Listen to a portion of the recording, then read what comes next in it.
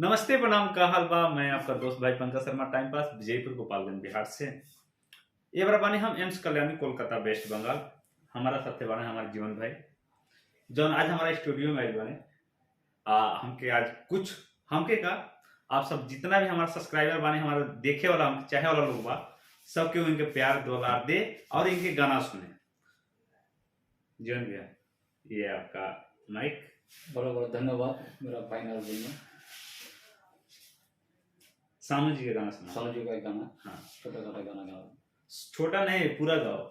नजर के सामने जिगर के पास, नजर के सामने जिगर के पास कोई रहता है वो हो तुम। नजर के सामने जिगर के पास बेताबी क्या होती है पूछो मेरे दिल से। बेताबी क्या होती है पूछो मेरे दिल से।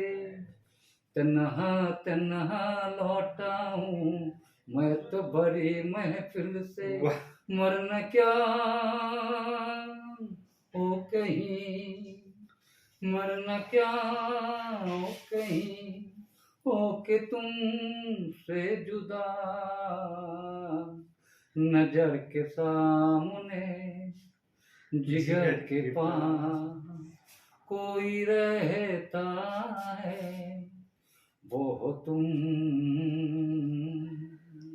नजर के सामने जिगर के पास। ठीक है, बहुत बहुत